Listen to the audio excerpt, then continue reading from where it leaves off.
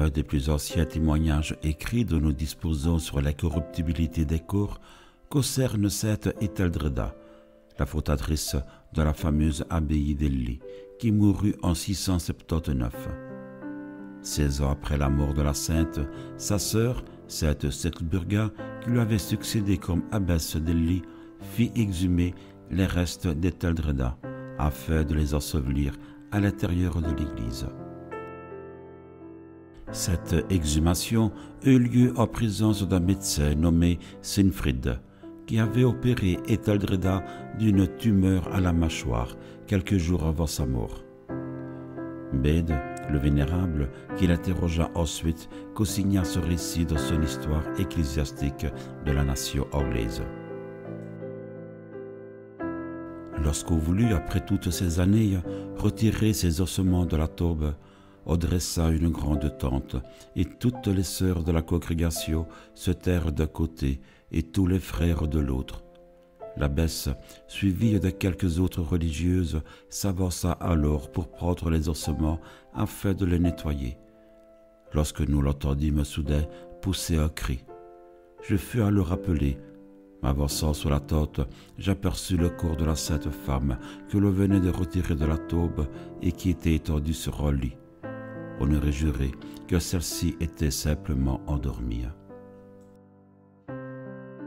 À son grand étonnement, Sinfrid nota que la profonde blessure de la mâchoire avait disparu et que l'on ne distinguait plus la plus légère cicatrice. Les vêtements dans lesquels la défunte avait été mise en terre étaient également intacts. Le nouveau tombeau de cette Etheldreda allait devenir l'un des sanctuaires les plus populaires et les plus fréquentés de toute l'Angleterre, jusqu'à ce que Henri VIII fasse raser l'église et disperser les reliques. Le des cas les plus anciens et les plus curieux est celui de sainte Cécile, qui fut martyrisée en 232.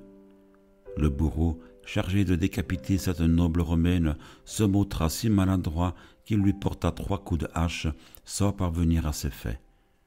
Et la sainte agonisa pendant 3 jours, gisant sur le sol de sa demeure, les mains jointes dans un geste de prière et la tête incomplètement séparée du corps. Revêtue de ses plus beaux riches parures, elle fut placée dans la catacombe de Saint-Calixte, dans la position même où elle était morte. En 822, le pape Pasquale Ier eut une vision qui lui révéla l'emplacement de la sépulture de la sainte, dont il fit transporter la dépouille sous l'autel de la basilique qui lui était consacrée. En 1599, au cours de travaux de restauration de la basilique, la tombe fut à nouveau ouverte, en présence de nombreux témoins. Le sarcophage de marbre renfermait un cercueil en bois de cyprès en bon état. Le couvercle en fut soulevé et la foule confondue put voir la sainte reposant toujours dans la même position. Le corps était dans un parfait état de conservation, avec la profonde blessure du cou bien visible. La dépouille mortelle fut ainsi exposée durant 1 mois avant d'être replacée sous l'autel, à l'intérieur d'une caisse spécialement exécutée d'après les ordres du pape Clément VIII. Le sort réservé à la dépouille mortelle du martyr polonais Saint André Bobola est encore plus étonnant. Ce missionnaire jésuite fut massacré par les Cosaques en 1657. Après avoir été roué de coups, il fut traîné de ville en ville derrière un cheval, avant d'être en partie écorché vif, et certains de ses membres furent arrachés ou tranchés, puis dispersés. On l'enterra hâtivement au cimetière de Pinsk par un été torride, dans un terrain marécageux, et parmi un morceau d'autres cadavres.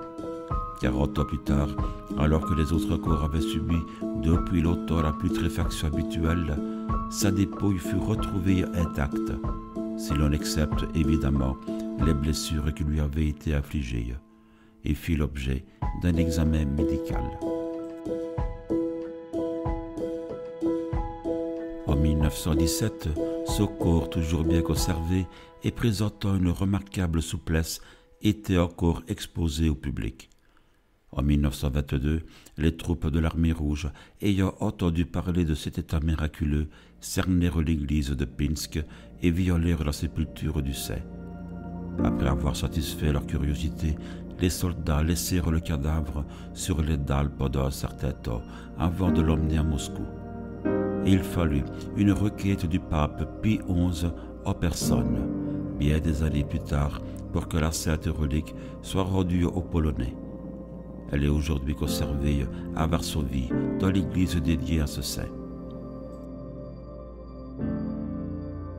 La plupart des saints que nous mentionnons ici ont connu une mort violente, et l'on pourrait penser que les blessures béantes ou les germes bactériologiques auraient dû au contraire hâter la décomposition des cadavres. Aussi, les esprits sceptiques voient-ils dans cette miraculeuse préservation une légende forgée par la croyance populaire.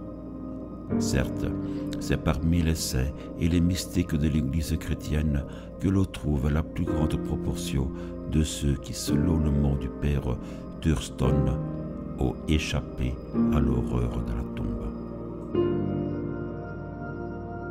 Néanmoins, les catholiques romains n'ont pas le monopole de tels prodiges. On en trouve des exemples similaires au sein des autres religions. C'est ainsi que les annales chinoises, connues sous le nom de Vie des saints bouddhistes, font état de cas analogues à ceux rapportés par les autorités catholiques. À certains égards, l'histoire de Yui Deng rappelle celle de saint André Bobola. Ce célèbre patriarche, mort en 712, avait été inhumé au monastère de Kuo-en, là où il avait dispensé son sage enseignement. Au moment de la chute de la dynastie Song, en 1276, les trois Mongols ouvrirent sa sépulture afin de vérifier de visu les rumeurs qui couraient à propos de la préservation miraculeuse du corps du saint homme. Au bout de 564 années, la peau du maître apparut toujours ferme et lisse, sans aucun signe de racornissement. Les profanateurs, voulant vérifier également l'état des organes, ouvrirent le corps et trouvèrent le cœur et le foie en parfait état. Vivement impressionnés, ils repartirent alors sans se livrer à d'autres sacrilèges. En dépit de la croyance qui voit dans l'incorruptibilité du corps une faveur divine, les autorités ecclésiastiques n'en concluent pas pour autant à la sainteté du défunt.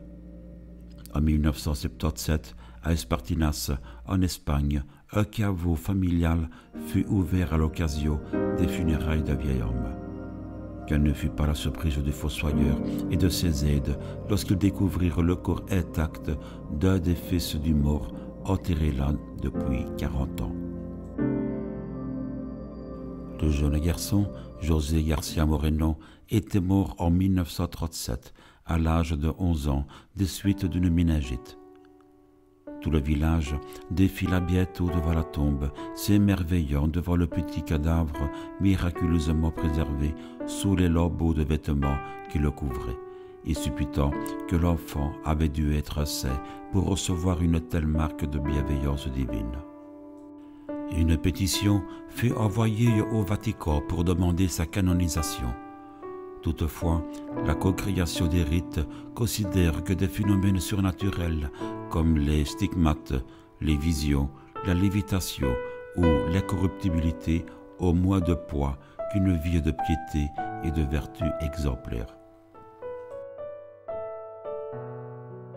En 1644, une comtesse hongroise, renommée pour sa beauté, Zofia Bosniakova, mourut à l'âge de 35 ans, après avoir été mariée 2 fois et avoir donné naissance à un fils. Son premier mari, épousé à 17 ans, avait succombé 1 an après les noces. Le second époux, Franco Wesley, diplomate réputé autant que duelliste invétéré, montrait une humeur bruyante et querelleuse, si bien que la comtesse fit retraite dans son château de Strekno, dans le nord de la Slovaquie, menant une vie austère et pieuse. En 1689, lors de travaux de restauration des bâtiments, le cercueil de la châtelaine fut ouvert, révélant sa beauté toujours intacte. Si l'on en croit l'histoire locale, la dame de Strekno, bien qu'elle n'ait pas été béatifiée, reposerait aujourd'hui dans une église de Teplicesanov, en Tchécoslovaquie, toujours revêtue d'une robe qu'elle confectionna elle-même et toujours aussi belle après 336 ans.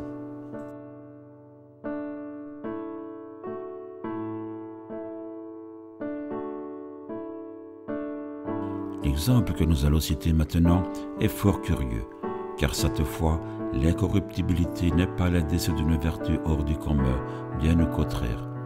Christian Kalbutz, un chevalier allemand, ressemblerait plutôt à l'irascible second mari de la douce comtesse Zofia. Kalbutz n'était certes pas dépourvu de bravoure, comme il le prouva en 1675, en défendant vaillamment sa province natale de Brodbourg contre les envahisseurs suédois. Mais il se révéla aussi un odieux Tyrol local, abusant notamment de ce que l'on appelait encore le droit de cuissage seigneurial. Et il semble que, outre ses 11 enfants légitimes, il ait engendré çà et là une nombreuse progéniture. Lorsqu'une jeune paysanne refusa ses hommages, il se vengea en tuant son fiancé. La jeune fille le fit comparaître en justice. Il échappa néanmoins à ce juste châtiment grâce à sa position sociale et au serment solennel qu'il prononça en cette circonstance.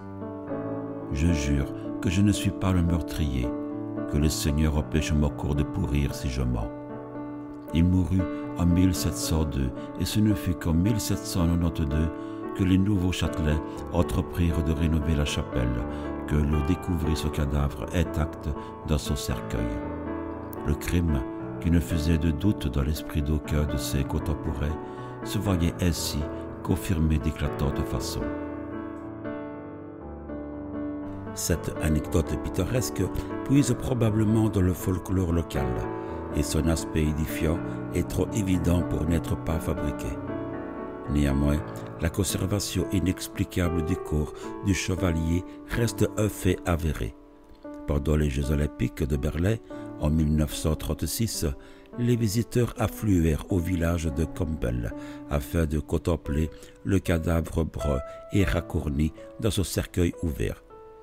Toutefois, celui-ci fut rapidement recouvert d'une plaque de verre car les curieux avaient pris la fâcheuse habitude de couvrir le linceul, également intact depuis la mise en bière, d'inscriptions d'un goût douteux.